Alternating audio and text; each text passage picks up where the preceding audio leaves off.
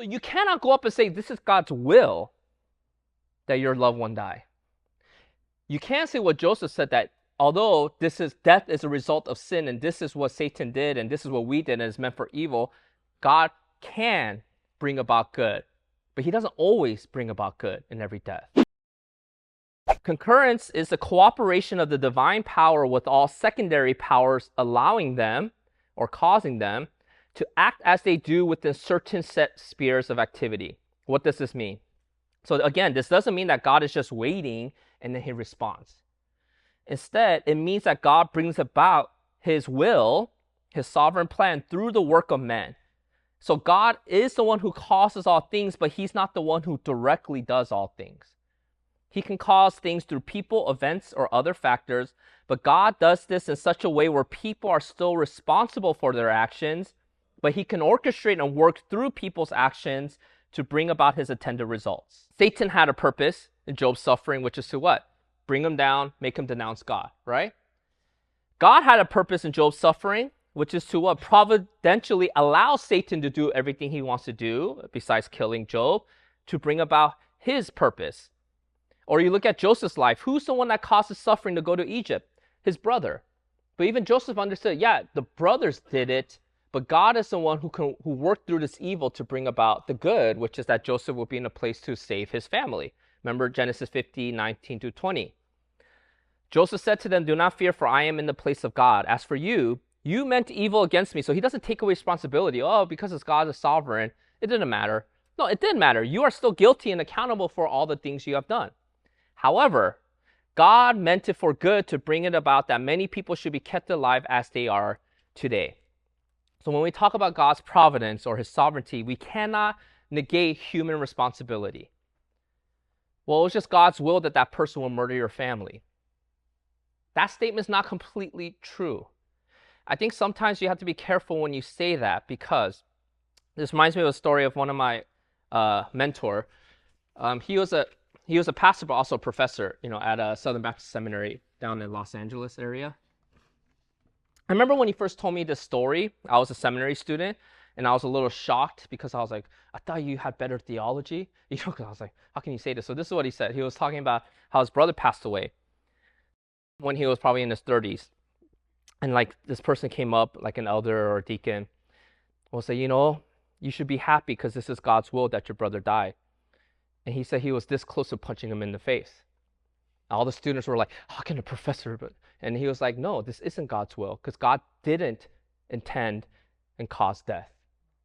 The reason why my brother died is because we live in a post-Genesis 3 world. This is not what God did. This is what we did. God wants my brother to live forever, and my brother will live forever. So to tell someone this is God's will that your loved one died is inaccurate and unloving, because now you just dismiss the whole element of the fact that we live in this evil and a broken world, and you make it seem like this is the way God wanted it. And so the way he explained is this. If you see the before and after drug picture, we live in the after. This is not the way the world is supposed to be. God does not rejoice when death happens. Even when unbelievers die, he's not rejoicing and celebrating. Because death is the result of what? It's not what God created, it's who created it. We did. Do you see the difference? So you cannot go up and say, this is God's will that your loved one die. You can't say what Joseph said, that although death is a result of sin, and this is what Satan did, and this is what we did, and it's meant for evil, God can bring about good. But he doesn't always bring about good in every death. You have to be very careful, because I think sometimes we always try to find a good meaning and purpose to everything we see in all the tragedies. Sometimes there is no good meaning, purpose to tragedies in this world. Oh, this person, he's an orphan, his whole family died. That means because God has a great plan, because he's going to be important for God's kingdom. That's not true. It could also just mean that there are a bunch of psychopaths in this world because we live in a post-Genesis 3 world. Do you see the difference? Like, we shouldn't try to Christianize everything, because God doesn't intend to Christian. He doesn't dismiss the suffering of people.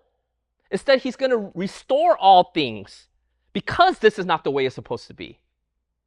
So sometimes as Christians, I know we are well-meaning, but don't just throw out this blanket cliche, oh, God is in control, God is sovereign, be happy. That's not true.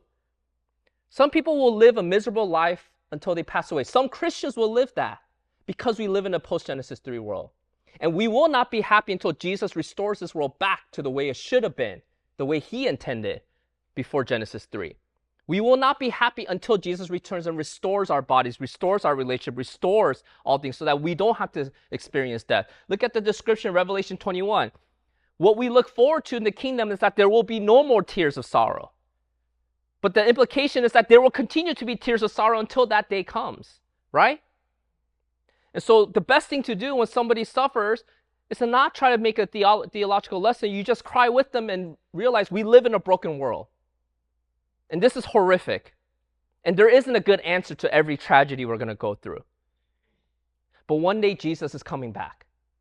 And that's the only thing we can look forward to. The ironic thing, when you actually have the right theology of sovereignty, that is the comforting thing. Because I think for some Christians, they're trying to struggle with this, like, how come I don't feel okay with this? It's been 10 years and I still am very broken by this tragedy. It's been 20 years, my whole life. It's like, oh, but if I have Jesus, I should always feel whole and joyful and happy. That's not true. The promises are not fulfilled now. They're fulfilled when? When he returns. You're not meant to have a whole, complete, happy. Does this make sense? Am I depressing you? I think it's just acknowledging we live in a broken world.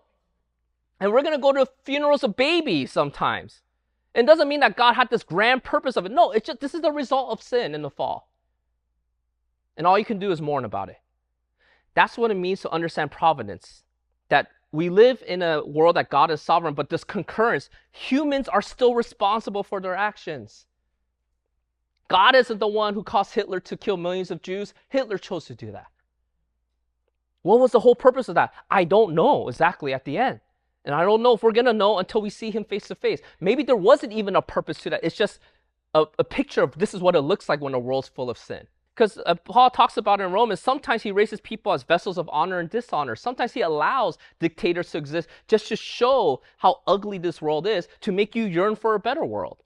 Sometimes he allows evil kings to rule over you so that you'll yearn for a better king. All the stories of the kings in the Israel's history, you know what the whole purpose is? Is to make you seem like, if the best king we have is David and he's this horrible, we need a better king. That's the point of the Old Testament. You do need a better king because David doesn't cut it either. We need a better prophet because Abraham doesn't cut it. Samuel doesn't cut it. None of these guys, the priest, we need a better priest. Aaron can't cut it. His sons already got killed. Nobody can cut it. Exactly. The whole point of the Old Testament is to make you yearn for a better priest, king, and prophet, and to yearn for a better world. So everything post-Genesis 3 is to make you groan with anticipation to get back to the way things should be in Genesis 1 to 2. Remember Paul says how creation itself is groaning? That's what it means. It's not, we don't just look forward to the day Jesus returns. This whole world is looking forward to that day because we live in a broken world. And that's part of the way you address the problem of evil. God is sovereign over evil, but he's not the one who caused evil. He's not the one that did evil because that's not in his nature.